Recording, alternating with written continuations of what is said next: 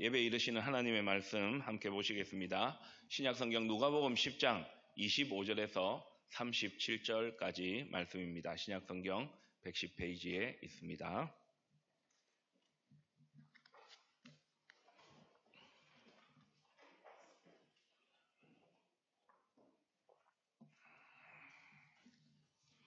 신약성경 누가복음 10장 25절에서 37절까지 말씀 조금 길기는 한데요. 우리의 마음과 입술의 고백을 담아서 한 절씩 교도하시고 마지막 절은 함께 낭독하겠습니다. 하나님의 말씀입니다. 어떤 율법 교사가 일어나 예수를 시험하여 이르되 선생님, 내가 무엇을 하여야 영생을 얻으리까?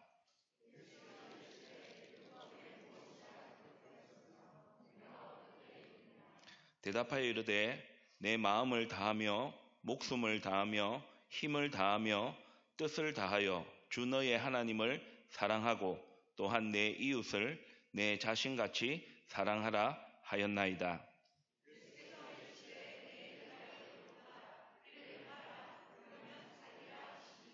그 사람이 자기를 옳게 보이려고 예수께 여짜오되 그러면 내 이웃이 누구니까?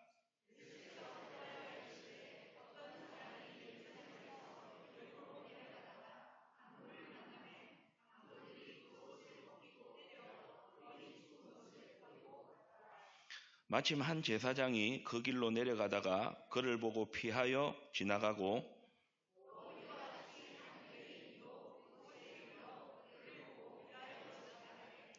어떤 사마리아 사람은 여행하는 중 거기 이르러 그를 보고 불쌍히 여겨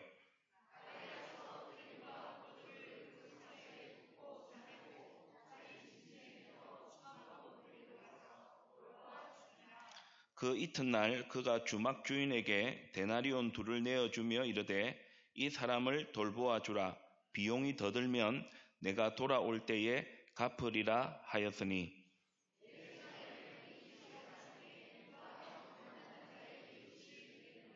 같이 읽겠습니다. 이르되 자비를 베푼 자니이다. 예수께서 이르시되 가서 너도 이와 같이 하라 하시니라. 아멘. 말씀으로 우리와 함께 하시는 하나님 아버지, 이제 그 소중한 말씀을 듣겠습니다. 말씀을 잘 깨닫게 하옵소서. 말씀을 들을 때 감사합니다. 잘못했습니다. 말씀대로 살겠습니다. 신앙 고백하게 하시고 오늘 말씀이 한 주간을 살아갈 힘과 지혜와 능력이 되게 하옵소서. 예수님의 이름으로 기도드립니다. 아멘. 화면에 2 문장이 나올 텐데 이 문장이 어떤 단어를 설명하는지 한번 생각해 보시기를 바랍니다. 서로 가까이에 인접하여 사는 집 또는 그곳에 사는 사람 무엇일까요? 그렇습니다. 이웃입니다. 이웃. 오늘 본문에도 이웃이라는 단어가 27절, 29절, 36절 3번 나오는데요. 이 방금 살펴본 이웃이라는 사전적 뜻, 내 집 근처에 있는 집 혹은 거기에 사는 사람이라는 뜻과는 전혀 다른 기독교 신앙 복음에 있어서 이웃이 무엇인가 하는 내용을 오늘 본문이 우리에게 전하고 있습니다. 오늘 본문에서 예수님은 영생이 무엇이냐 묻는 율법 교사에게 강도 만난 사람과 그를 도와준 한 사마리아인 비유를 통해 누가 우리의 이웃인가? 누가 우리의 이웃인가? 우리는 그 이웃에게 어떤 이웃이 되어야 하는지 이웃에 관한 말씀을 우리에게 전하고 있습니다. 본문을 통하여 2가지 영적 교훈을 살펴보겠습니다. 누가 이웃일까요? 첫 번째, 이웃은 강도 만난 사람이 이웃입니다. 강도 만난 사람이 이웃입니다. 한 율법 교사가 영생이 무엇입니까? 라고 예수님께 질문했을 때 시험했다. 그 내용이 오늘 본문에 나와 있습니다. 시험했다는 것은 이 예수님이 하나님의 아들이라고 천국 복음을 선포하는데 모세의 율법도 이야기하는데 과연 이 예수라는 사람이 율법에 대해서 제대로 알고 있나? 그런 생각도 있었고 또 자기가 알고 있는 것이 맞는지 한번 확인해 보기 위해서 이 질문을 한 것이죠. 예수님 모르실 리가 없죠. 예수님께서 되물어 그 율법 교사에게 영생이 무엇인지, 율법에는 그 영생을 무엇이라 어떻게 해야 하는지 한번 말해보라 그렇게 했습니다. 그때 이 율법 교사는 마음과 목숨과 힘과 뜻을 다해서 하나님을 사랑하고 이웃을 사랑하는 것입니다. 예수님은 옳다, 그게 맞다 그렇게 말씀하시면서 그 다음 중요한 말씀을 하셔요. 이를 행하라, 이를 행하라. 그러면 살 것이다. 하나님 사랑, 이웃 사랑을 실천하며 살라 그렇게 말씀하신 것이죠. 그런데 여러분 조금만 한 가지만 더 한번 생각해 보십시다. 이 율법 교사가 이 영생에 대해서 물었던 의미는 뭐냐 하면 조건입니다. 어떻게 영생, 여기서 영생은 구원이거든요. 어떻게 해야 어떤 조건으로 구원받을 수 있습니까? 라고 질문했는데 예수님은 그 조건이 아니라 결과에 대한 말씀을 하셨어요. 왜냐하면 영생과 구원은 우리의 노력으로 얻는 것이 아니고 하나님의 은혜 가운데 예수님의 사랑을 통해서 우리가 영생을 얻는 거잖아요. 구원의 은혜를 누리고 영생, 하나님의 생명 안에 있는 사람은 하나님의 사랑과 예수님의 은혜로부터 우리가 구원을 받았기 때문에 하나님을 사랑하게 되어지고 그 하나님의 사랑이 이웃 사랑으로 나타난다. 예, 그걸 말씀하셨거든요.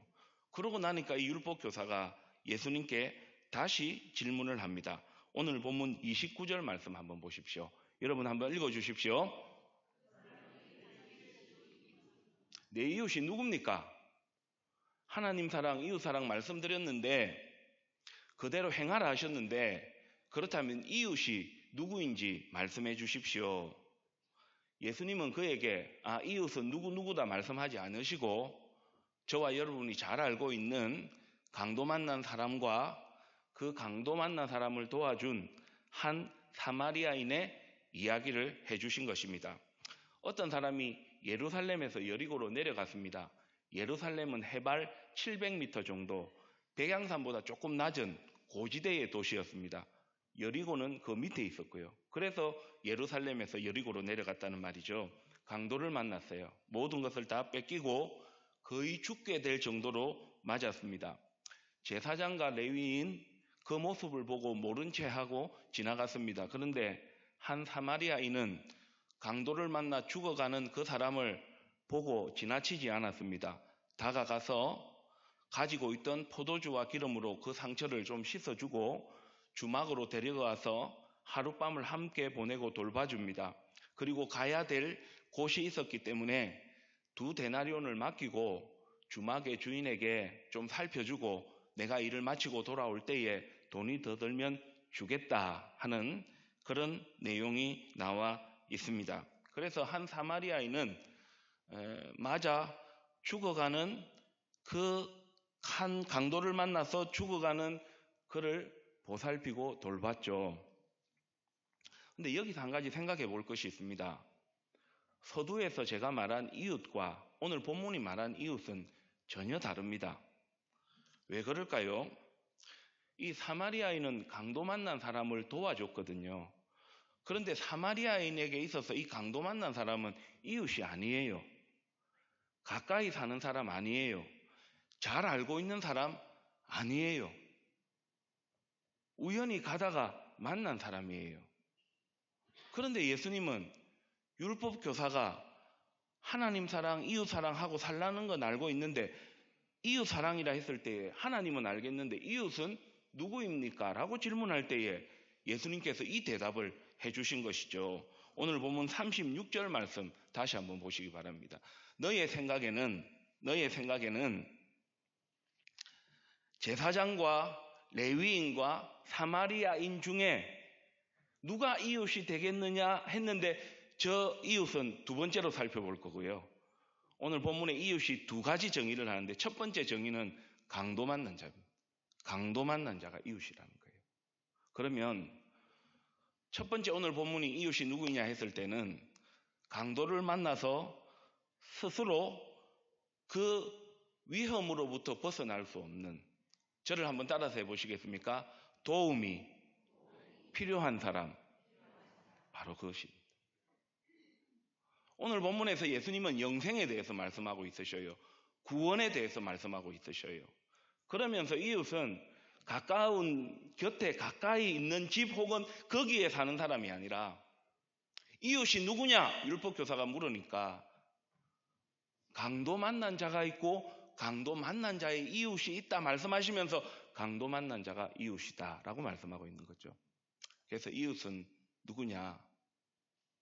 도움이 필요한 사람, 스스로 그 위험으로부터 벗어나지 못하는 사람. 그래서 여러분, 실은 이 강도 만난 자가 누구냐면 저요, 여러분들입니다. 죄라는 강도를 만나서 스스로 그 죄에서 벗어날 수 없는, 누군가의 도움 없이는 스스로 절대 새로운 삶을 살아갈 수 없는 그 대상이 바로 저와 여러분임을 예수님께서 비유하고 있으신 것이죠. 두 번째로, 어떤 이웃이 되어야 하는가? 예수님께서 강도 만난 자가 이웃이지만 그 강도 만난 자의 이웃이 또 있었다. 도움이 필요한 이웃을 돕는 이웃이 있었다. 그렇게 말씀하신 거죠. 그래서 오늘 설교의 두 번째 대지는 이것입니다. 설린 사마리아 사람입니다. 설린이라는 단어는 조금 이따가 살펴보고요.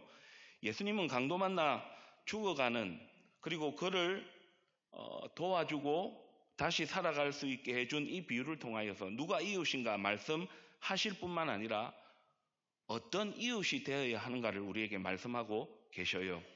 자, 다시 36절, 37절 말씀 보시기 바랍니다. 내 생각에는 이 세 사람 중에 누가 강도 만난 자의 무엇이 되겠느냐? 이웃이 되겠느냐? 그 강도 만난 자, 도움이 필요한 그 이웃을 도와준 이웃, 그는 자비를 베푼 사람입니다. 오늘 혹시 설교 제목을 주보를 통해 보셨든지 조금 일찍 오셔서 화면을 보시면서 오늘 설교 제목이 무슨 뜻일까 아시는 분도 아마 있으셨을 텐데요. 아마 그렇게 많이 들어본 단어는 아니었을 것이라 생각합니다. 화면 한번 보시기를 바랍니다. 이 설린이라는 것은 착할 선자, 이웃 린자입니다. 도움이 필요한 이웃에게, 도움이 필요한 사람, 이웃에게 도움을 주는 사람. 강도 만난 자가 도움이 필요했는데 그 강도 만난 자를 도와준 이웃, 설린. 착할 선자, 이웃린자, 설린. 착한 이웃이라는 거죠.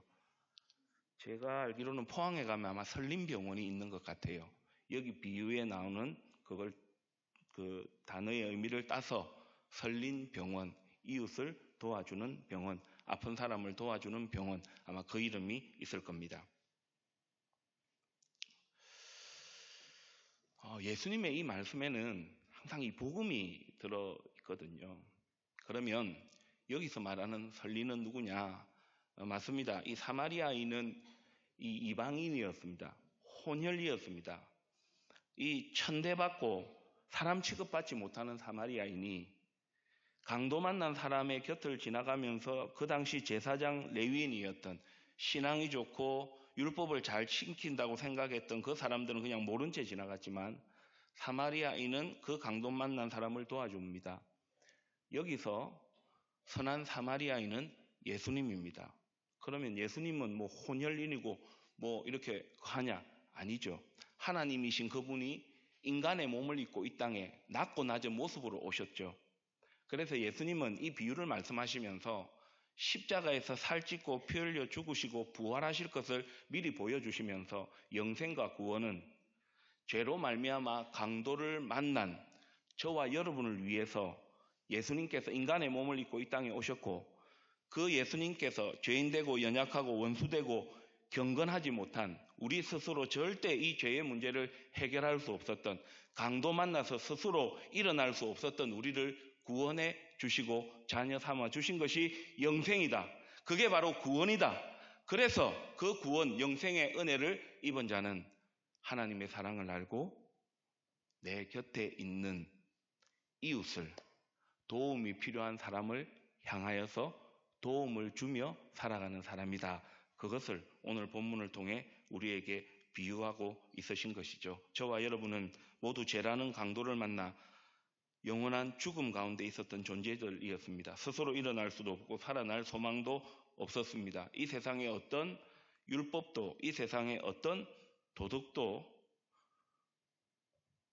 제사장과 레위인으로 비유되어지는 그 어떤 것도 죄라는 강도를 만난 우리를 구원해 줄 수 없었습니다. 그런데 한 사마리아인이 강도 만난 그 사람을 고쳐주고 보살펴주고 주막에 데리고 가고 자기의 비용을 지불해서 살려놓은 거죠.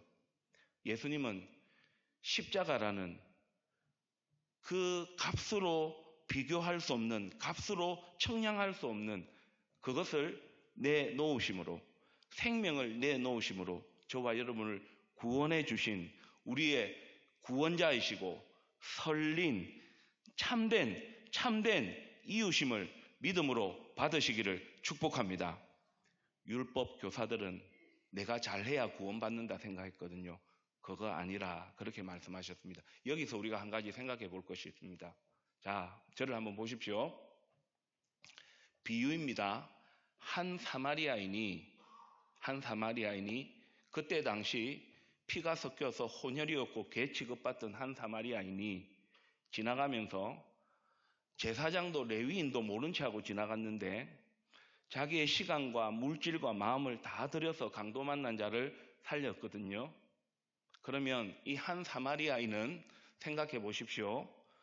그 전에 사랑을 듬뿍 받고 은혜를 알고 도움을 받은 사람이었을 가능성이 많습니다. 쉬울까요? 강도 만나 죽어가는 사람 잘못 건드렸다가 그 강도 만난 그 사람을 죽이려고 하고 다 빼앗았던 강도가 숨어 있을 수도 있잖아요. 그리고 자기가 해야 될 일들이 있죠. 자기의 비용을 지불해야 되거든요. 근데 레위인하고 제사장은 그냥 지나갔잖아요. 그런데 이 한 사마리아인은 지나가지 않았다는 거죠. 왜일까요? 사랑을 받고 은혜를 알고 도움을 받은 사람은 그 은혜와 그 사랑과 그 도움을 베풀 줄 아는 사람입니다.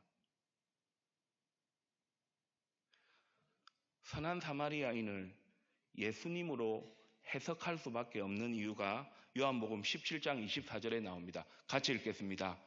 아버지여 내게 주신 자도 나 있는 곳에 나와 함께 있어 아버지께서 창세 전부터 나를 사랑하심으로 내게 주신 나의 영광을 그들로 보게 하시기를 원하옵나이다. 말씀 한번 보십시오.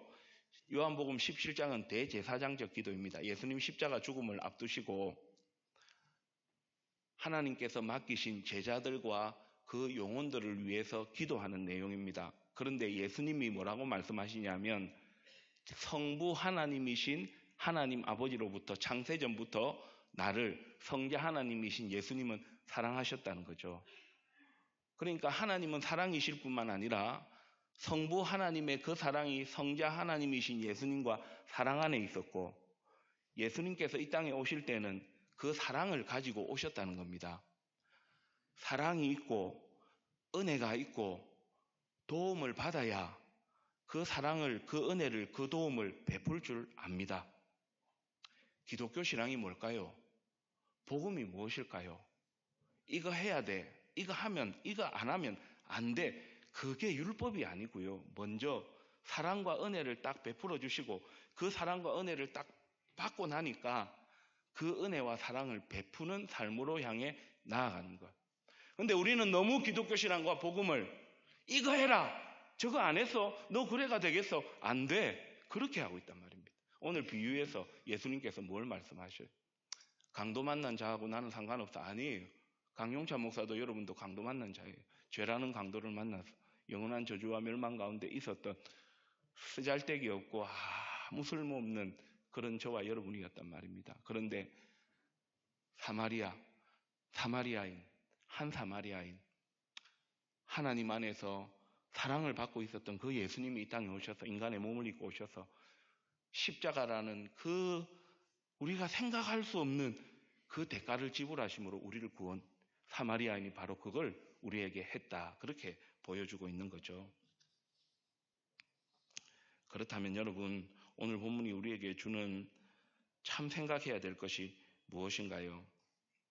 우리도 하나님으로부터 은혜와 사랑을 받았으니 이제는 그 은혜와 사랑을 베푸는 선린으로 살아가야 한다 하는 것이 오늘 본문이 우리에게 주시는 교훈입니다.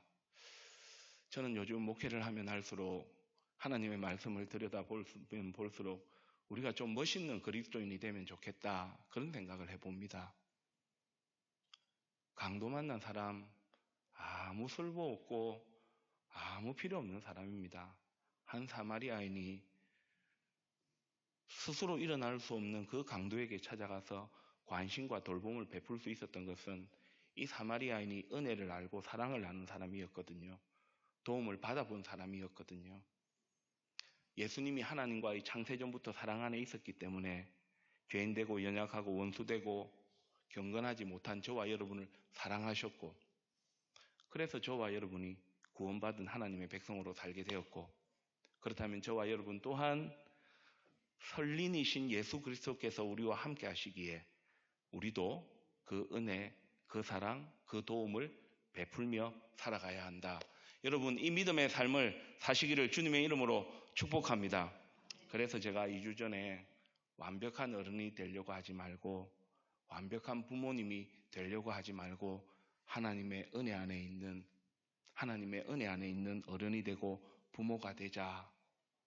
하나님의 은혜 안에 있는 목사가 되고 하나님의 은혜를 아는 우리 어른이 되고 부모님이 되고 그리스도인이 되어져야 관심을 가지고 돌보며 그 복음과 그 예수 그리스도를 나타내며 살 수 있다는 거죠. 신앙생활이 내 경건을 드러내고 내가 이 정도라는 것을 나타내는 것이 아니라 강도 만난 자처럼 도움이 필요한 사람이 없나 관심을 가지고 도움을 베풀고 그 관심과 그 도움을 베풀어서 그 강도 만난 자가 일어나고 그 강도 만난 도움이 필요한 사람들이 나를 통하여서 다시 회복되어지고 오늘 본문이 그렇게 살아라고 우리에게 교훈하고 있는 것이지요. 오늘 본문 36절 37절 말씀 같이 한 번 더 읽으실까요? 내 생각에는 이 세 사람 중에 누가 강도 만난 자의 이웃이 되겠느냐? 이르되 자비를 베푼 자니이다. 예수께서 이르시되 가서 너도 이와 같이 하라 하시니라. 믿음으로 받으시기를 축복합니다. 예수님 우리의 선린이 되어주셔서 부모 없는 고와 같이 버려두지 아니하시겠다. 세상 끝날까지 함께 하시겠다 약속하셨으니 때로는 믿음의 여정을 걸어가면서 예상치 못한 어려움과 일이 있다 할지라도 우리의 선린이 되어주신 예수님께서 하늘 보좌 우편에서 나를 위해 기도해 주시고 나와 함께 하신다는 이 신앙 고백, 이 은혜 가운데 사시기를 축복합니다. 이 은혜가 우리 안에 있으면요, 우리 가족들, 우리 교우들, 우리 곁에 있는 사람들에게 관심을 가지게 돼 있어요. 우리도 선린으로 살아갈 수 있다는 거죠. 그런데 이 은혜가 없으면, 이 하나님으로부터, 삼위 하나님으로부터 도움을 받은 이 은혜 안에 없으면 우리가 메말라져요. 내가 메마르면 우리 가족들도 힘들고 우리 교우들도 힘들고 우리 곁에 있는 사람들도 다 힘든 거죠. 사랑하는 교우 여러분, 이제 말씀을 정리하면서 적용해 보겠습니다. 이번 한 주간 선린이라는 단어를 조금 기억하시며 사시면 어떨까요?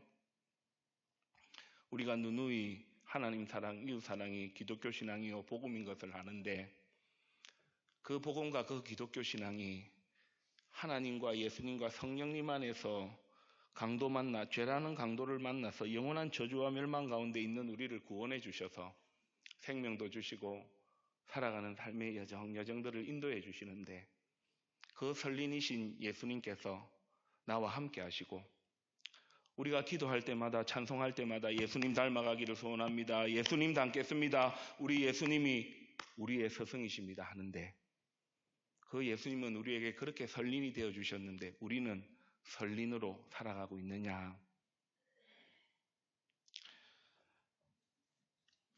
사도 바울이 전한 말씀 사도행전 20장 35절 말씀 같이 한번 읽겠습니다.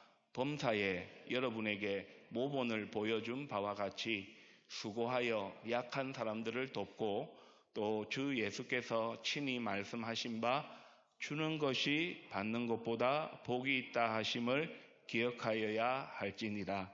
저는 오늘 본문에 두 이웃이 보입니다. 약한 사람들, 도움이 필요한 사람들이 이웃이죠. 주는 것이 받는 것보다 복이 있다. 약한 사람들의 그 도움과 그 필요를 채워주며 사는 삶. 설린이라는 단어가 저 두 번째에 있는 것이죠.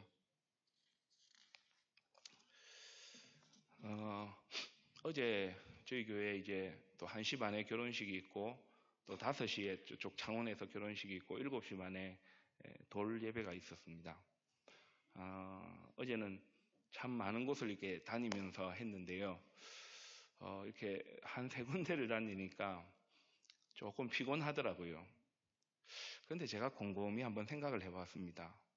토요일은 하나님의 말씀을 준비해야 되는 시간이고 주일을 진부해야 되는 시간이 맞는데 제가 곰곰이 생각해 보면서 오해 없으시기를 바랍니다. 어제 여러 개 있어서 피곤하고 힘들었다 제가 그걸 말씀드리려는 것이 아니라 목사도 우리 직분자들도 우리 그리스도인들도 믿음을 지키며 살아가야 되는데요. 도움이 필요한 것이 있다면 도움이 필요로 하는 것이 있다면 우리가 정말 말씀을 모르는 것도 아니고 기독교 신앙을 모르는 것도 아닌데 그것을 삶으로 살아냈을 때의 보람과 기쁨이 얼마나 큰지를 알아가야 하지 않을까. 저도 어제 가면서 분주하게 다녔지만 몸은 조금 피곤했지만 참 좋았어요. 누군가의 도움이 필요할 때에 그 도움을 주면 조금 피곤하고 힘들기도 하고 때로는 여러분 봉사하고 부모의 자리를 지키고 어른의 자리를 지키고 가다 보면 조금 힘들 수는 있어요. 때로는 맛있는 것도 좀 드시고 여행도 좀 가시고 그렇게 하셔요. 그러나 그런 것들이 우리의 영혼을 살리지는 못해요. 그래서 제가 드리는 말씀은요. 부디 오늘 말씀을 꼭 기억하면서 우리 가족들, 우리 교우들, 우리 곁에 있는 사람들 중에 관심을 좀 한번 가져보셔요.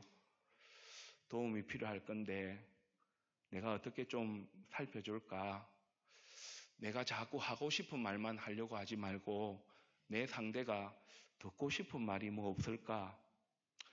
내가 자꾸 뭘 이래라 저래라 하기보다 그가 원하는 것을 뭔가를 주려고 해보는 거 제가 아무리 생각해봐도요. 하나님도 예수님도 우리를 그렇게 만들어 가시는 것 같아요.